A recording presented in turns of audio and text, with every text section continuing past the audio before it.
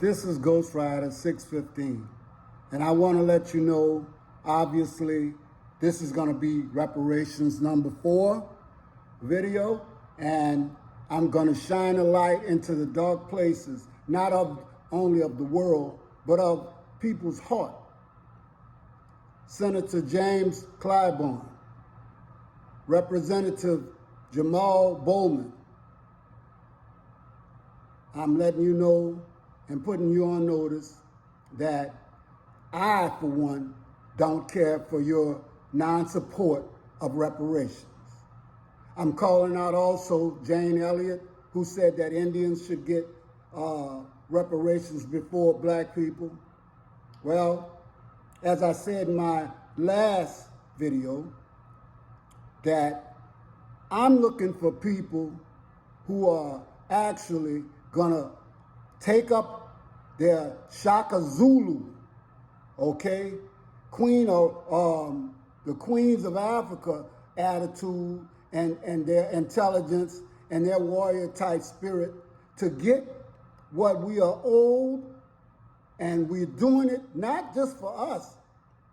See, my individual, wealth is secondary to what I'm talking about getting for the ancestors.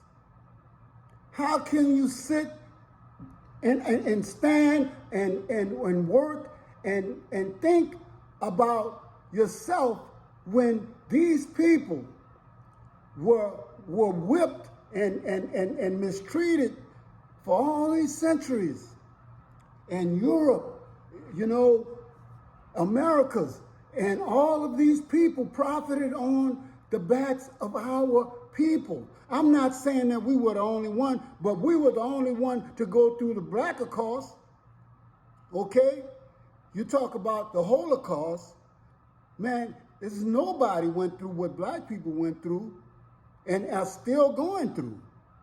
And we have to take a stand and stop being selfish and think about the people who perished trying to give us a better life, our ancestors. Can't you see it? Can't you feel it? If you can't, you're dead. You might as well go ahead on and change yourself, your skin color, your hair color, your eye color, because right now you are of no use to our community if you don't understand that we have to do, and get reparations for the ancestors to make sure that their lives weren't taken from them in vain. Another thing, I'm going to put something on your minds. Mandingo, drum, but most of all, find a way to find this movie, Goodbye Uncle Tom, and look at it and see if that doesn't disturb you. It doesn't get you up and make you think about your ancestors and maybe the things that you go through right now. Jane Elliott, you surprised me. But that's okay, old Jane, old Jane. Are you insane? Or is our economic gain causing you pain? Oh my goodness. Today I got my Powernomics shirt on. I'm not trying to clown for nobody because I don't think I'm an idiot. And I'm not in the entertainment world. But one of the things that I do know is that I get excited sometimes when I think about the prosperity and about the things that we could do if we just get back our warrior spirit and we just come together as a community, even if you call yourself Black Indians, or mulattoes or whatever, Africans. I claim Africa, and I know this though, when they start cutting checks, everybody's gonna be trying to be black then. You know what I'm saying? Gonna come with all, just like it happened in the civil rights era. Just like it happened with the $5 Indian. Y'all must have forgot all that, huh? And this is why history is so important. Because if you don't know your history, you're doomed to repeat the same mistakes that your ancestors made. You're trying to be too nice. Dr. Claude Anderson, in 1994, he wrote a book, Black Labor, White Wealth, The Search for Power and Economic Justice. There is no justice when it comes down to economics for black people in America, but dig this.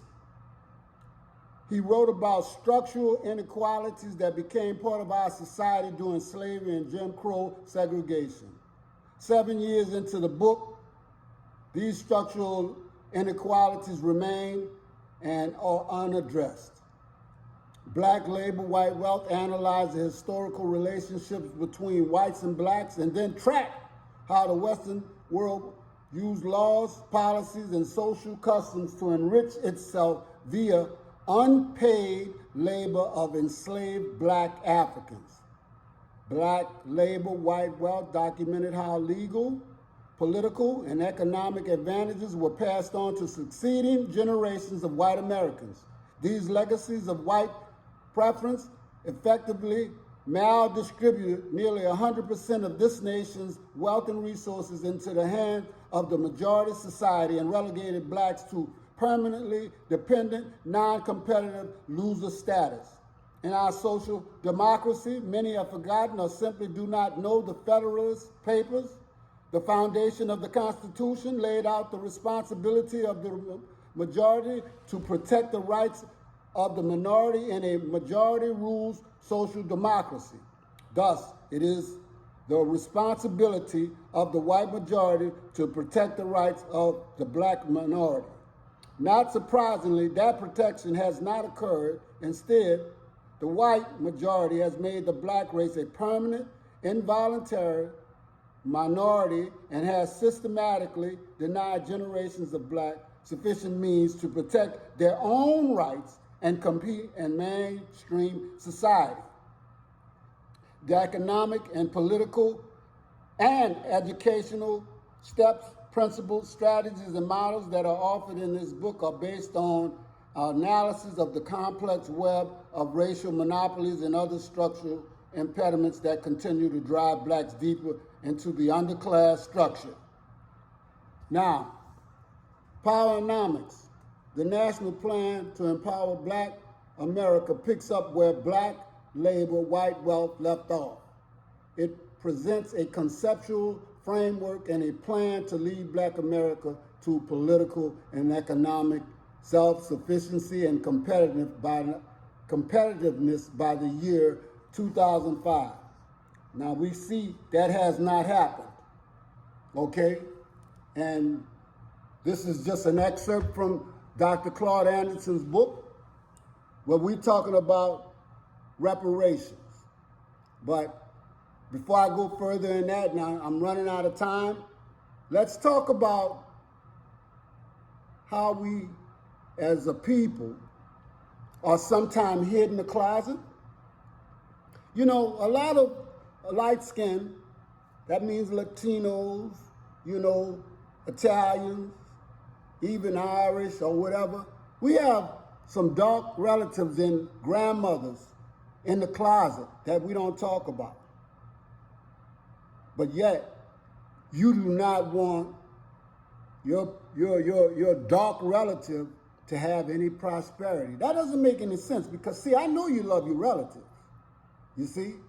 You hide them in the back because you tell them, okay, good, get back here because we don't want people to know we can't. But reparations is about justice. Reparations is about powernomics.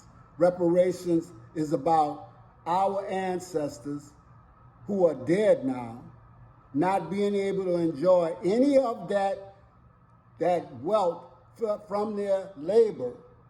So now it is our opportunity and it should be our mission to get that prosperity, those reparations, and we're not taking handouts, we're just getting what we deserve. This is Ghost Rider 615 out.